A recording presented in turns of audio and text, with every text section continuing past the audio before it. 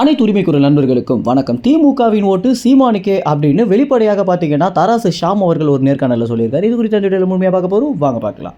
பொதுவாகவே தராசு ஷாம் பார்த்தீங்கன்னா சீமானை குறித்து ஆறுதலாகவோ இல்லை சீமானுக்கு சாதகமாகவோ பேசிய வார்த்தைகள் மிக மிக குறைவாக தான் இருந்துட்டு இருக்கும். ஏன்னா அவர் பார்த்தீங்கன்னா சீமானுடைய தமிழ் தேசிய அரசியலுக்கு ஒரு எதிரான நபர் அப்படின்றது அவர் பேசுகிற விமர்சனங்களே நம்மளால் புரிஞ்சுக்க முடியும். ஆனால் கடந்த சில காலங்களாகவே திமுக கட்சியும் அதிமுக கட்சியும் செய்கிற பிழைகள் காரணமாக திமுக அதிமுகவுக்கு சாதகமாக இருந்த அரசியல் விமர்சகர்கள் கூட தற்போது தமிழ் தேசியத்திற்கும் சீமானுக்கும் சாதகமாக ஆரம்பிச்சிருக்காங்க. ஏன்னா காலப்போக்கில் தமிழ்நாட்டுக்கு ஒரு மாற்றம் தேவை அப்படின்றத உணர ஆரம்பித்த இந்த அரசியல் விமர்சகர்கள் பார்த்தீங்கன்னா தற்போது சீமான் செய்கிற அரசியல் அப்படின்றது ரொம்பவே நுட்பமான ஒரு அரசியலாக இருக்குது அப்படின்னும், மக்களுக்கு எது தேவை அப்படின்றத புரிஞ்ச ஒரு அரசியல் பண்ணுறாரு அப்படின்னு சீமானை குறித்து நிறைய புகழாரம் சொல்லிட்டு வந்துட்டு இருக்காங்க.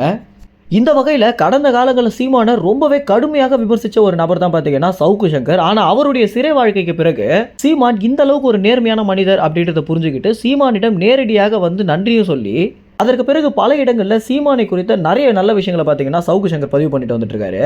என்னதான் சவுக்கு சங்கர் ஒரு நியூட்ரலான ஆளாக இருந்தாலுமே தமிழ் தேசிய அரசியல் மேலே அவருக்கு எந்த அளவுக்கு ஒரு பற்று வந்திருக்கு அப்படின்றத அவர் கொடுக்குற நேர்காணல்களே நம்மளால தெளிவாக புரிஞ்சுக்க முடியுது. இந்த வகையில் தற்போது தராசு ஷாம் பார்த்தீங்கன்னா சீமானை எவ்வளோ கடுமையாக விமர்சிச்சிருக்காரு, எந்த அளவுக்கு நேர்காணல்களில் சீமானையும் நாம் தமிழ் கட்சியும் கிழிச்சிருக்காரு அப்படின்னு நம்ம பார்த்துருப்போம். அப்படிப்பட்ட ஒரு நபர் தற்போது திமுகவுடைய வாக்குகள் அனைத்துமே சீமானுக்கு தான் அப்படின்றத சொல்லியிருக்காரு. இதற்கு பின்னணியில் என்ன காரணம் இருக்கு அப்படின்னு பார்க்கும்போது தான் திமுக கட்சி அப்படின்றது மக்களிடையே எந்த அளவுக்கு கேவலமான பேரை சம்பாதிச்சிட்டு இருக்காங்க அப்படின்றதையும், மக்களுக்கு தேவையே இல்லாத ஒரு அரசியல் அவங்க பண்ணிட்டு வந்துட்டு இருக்காங்க அப்படின்றதே சொல்லியிருக்காரு ஷாம். இந்த மாதிரியான காரணங்களாலையும் அதற்கு பிறகு இந்த திமுக கட்சி ஆட்சிக்கு வந்ததிலிருந்தே அவங்களுடைய செயல்பாடுகள் முழுக்க முழுக்க தமிழ் மக்களுக்கு எதிராகவும் பாஜக கட்சிக்கு ஆதரவாகவும் இருக்கிறத பார்த்துட்டு இருக்க தமிழ் மக்கள் முடிஞ்ச அளவுக்கு திமுக கட்சியை ஒழிச்சு கட்டணும் அப்படின்னு தான் பார்த்துட்டு இருக்காங்க அப்படின்னு ஷாம் சொல்லியிருக்காரு.